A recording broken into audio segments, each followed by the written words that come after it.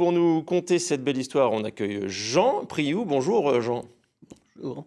Vous allez nous raconter tout ça dans un instant. Et puis avec vous, Cédric. Cédric, donc expliquez-nous un petit peu déjà, Globe Conteur, c'est quoi? C'est né comment? Alors, on s'est réunis en groupe d'amis de 20 à 55 ans, il y a maintenant 5 ans, en 2017, avec l'élan de pouvoir bâtir une association, un projet, parce qu'on était des fois, certains d'entre nous, frustrés de ne pas avoir suffisamment collecté, enregistré la mémoire de nos grands-parents, qui étaient pour certains décédés, ou alors qui étaient dans des familles où c'était assez taiseux, et donc on se racontait pas trop l'histoire, et il y avait besoin d'être soutenu, d'avoir un prétexte.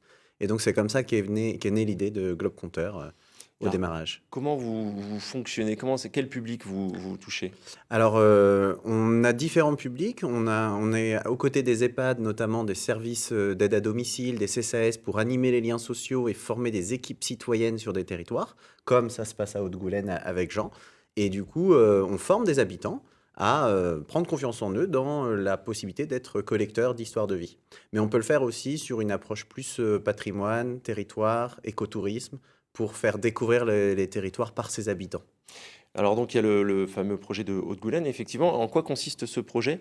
Alors, suite au confinement, la mairie de Haute-Goulaine a souhaité euh, encourager les habitants à nourrir des liens sociaux affectifs forts avec la transmission d'histoires de vie. Et donc, ils ont fait appel à nous pour accompagner une équipe d'habitants à la collecte qui vont aller, comme chez Jean. Alors, c'est Céline qui rencontre Jean pour échanger sur leurs histoires et en enregistrer certaines, mais aussi pour animer des ateliers collectifs pour faire émerger, réémerger cette mémoire collective entre les générations, parce qu'on bosse avec les structures jeunesse, on bosse avec les écoles, etc.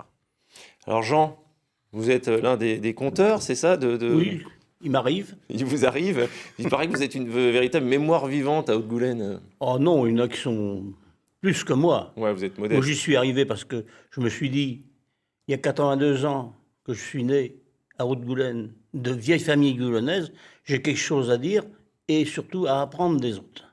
Alors vous avez choisi plutôt l'audio, hein, c'est ça? On va tout de suite écouter un extrait de ce que vous proposez. On faisait 3 kilomètres, mais je me souviens que l'hiver, on marchait dans les fossés, sur la glace. On glissait. Il nous avait quelquefois des pépins. En plus de ça, le trajet pour aller était plus court que celui du retour. Parce qu'on s'amusait. Les trajets pour Oh aller non, étaient mais plus courts que pour ceux du retour. Oui. Vous vous souvenez de ça? On s'amusait en revenant. Vous aviez une histoire aussi sur les pies, vous m'avez raconté. C'était quoi ça? Ah oui, lorsqu'on était jeune, pour la destruction des nuisibles, on invitait les jeunes à dénicher les pies et les corbeaux, car à ce moment-là, ils étaient devenus trop nombreux et il fallait les réguler. Alors on allait dénicher les nids et on vendait les œufs 10 centimes de francs, les œufs de pie, et 20 centimes les œufs de corbeau. Et avec ça, ils nous avaient bien des avatars, car les fonds de culotte se faisaient déchirer dans les haies. Ah bah oui. On tombait aussi, mais on ne se plaignait pas. Et puis ce sont des bons souvenirs. Comment est-ce que vous êtes arrivé dans ce projet, Jean?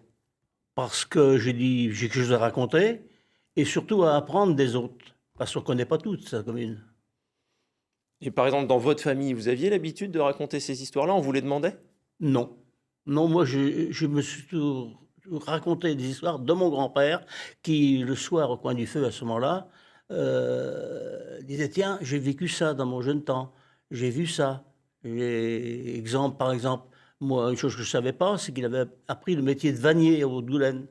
Car à ce moment-là, à Haute-Goulaine, les marais, ils poussaient énormément d'osier. Et ça date d'avant 1900. Hein. Il était vannier. D'accord, donc ça fait partie, effectivement, c'est vrai, toutes ces De la petites histoires mémoire. Hein. qui font la mémoire d'un territoire et la mémoire d'une population. Vous êtes au courant par exemple, des histoires où vous avez l'habitude, Éric, dans votre famille, d'échanger, de parler avec Pas forcément, non. Ouais, c'est pas quelque chose qui Non, est non. forcément inné dans toutes Non. les familles. Hein. Ouais, ouais, ouais. Donc c'est important d'aller collecter tout ça finalement pour laisser quelque chose. Oui, puis on sent qu'il y a un élan du côté des citoyens à s'impliquer là-dedans, à rapprocher les générations. Là, il y a eu le dernier baromètre Service civique, solidarité senior et de Malakoff qui montre que 7 personnes âgées sur 10 et 6 sur 10 chez les jeunes disent qu'il manque de ces liens en fait. On en a besoin. Alors, on peut les avoir des fois dans les familles, mais de voir en effet, parfois on communique moins que d'autres. Et puis, mais dans la société, c'est assez rare en fait. Donc il faut créer ces prétextes-là à ce qu'on se rencontre et qu'on se partage nos vécus, quoi. Il y aura une restitution de ce travail à Haute-Goulaine? Oui, bah, c'était très intéressant que j'en parle de justement les veillées avec ton grand-père à toi, parce qu'on veut justement réhabiliter les veillées goulanaises. Donc ce serait sûrement à travers les histoires, dont celle qu'on a écoutée là, une manière par une mise en musique. Voilà, on est encore en train de construire ça avec l'équipe d'habitants, les conteurs. Ce serait vers juin, a priori. Alors, on voit bien, effectivement, il y a tout un patrimoine, un vécu à transmettre quand on est senior envers les générations suivantes, mais c'est pas forcément que dans ce sens-là, hein, c'est ça? Oui, exactement, c'est important pour nous. Comme j'en le disais, on apprend aussi beaucoup. On n'est pas dans l'histoire passéiste, on est dans l'histoire en mouvement. Et donc, les plus jeunes ont aussi des choses à transmettre. Et puis, des cultures aussi, de la diversité culturelle qu'on a sur nos territoires. Donc, chacun peut donner une expérience de vie et le partager aux autres. Et cette association, donc, vous souhaitez la développer au niveau national? Ça se fait Alors, pas beaucoup ailleurs? non, notre action, elle est vraiment sur Bretagne, Pays de la Loire, mais comme on a eu de la demande un peu partout, on s'est associé avec d'autres acteurs en France, donc, dont nos mémoires vivent en Occitanie, pour développer une plateforme qui nous permet d'amplifier la collecte auprès de tous les citoyens qui le souhaitent, avec des parcours en distanciel. Et alors, n'importe qui peut devenir collecteur, comme Jean? Exactement, exactement. N'importe qui peut devenir compteur, n'importe qui peut devenir collecteur. En D'accord. fait, hein, c'est Oui, Jean, il est tournant. compteur, lui. Jean est compteur. Oui. Mais du coup, c'est possible. On a des personnes de tous âges qui font notre parcours pour devenir collecteurs, parce que c'est pas rien de se raconter. Donc ça prend un petit peu. Il y a quelques clés, en tout cas. Et donc, on vient là pour soutenir la Ça- prise de confiance. Voilà, ça peut être là-dedans. sous forme visuelle, ça peut être audio ou écrit, tout simplement. Ouais, nous, on collecte les petites histoires qui font la grande. Donc, des histoires d'1 à 5 minutes par audio, vidéo ou écrit. Et ensuite, qu'on va cartographier sur une carte vivante sur notre site internet, à l'endroit où l'histoire a eu lieu.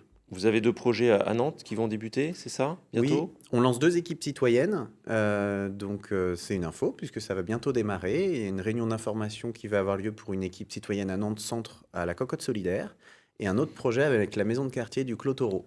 Et donc sur notre site internet, vous avez les différentes dates pour ces réunions On d'information et venir rejoindre ces équipes. on peut citoyennes. encore y participer? Oui, oui, oui, le projet est tout juste à son lancement là. Bon. Jean, donc on vous retrouve à Haute-Goulaine bientôt, c'est ça, pour la restitution? Oh, bah, j'espère. Je sais pas de date encore, mais enfin, Non, c'est... je pense que le prochain atelier, c'est quand, le 19? Ouais. Le 19 avril, on fait un atelier à Haute-Goulaine avec les jeunes de l'espace jeune sur des jeux et histoires. D'accord. Et justement, montrer comment sur des sujets, qu'on soit né en 1930 ou en 1900 ou en 2000, Ouais. euh, On peut s'y comment retrouver. quel est notre angle sur cette histoire. D'accord. Eh ben, merci beaucoup à tous les deux d'être venus nous conter cette belle histoire de cette association qui, je suis certain, aura trouvé résonance dans de nombreux foyers.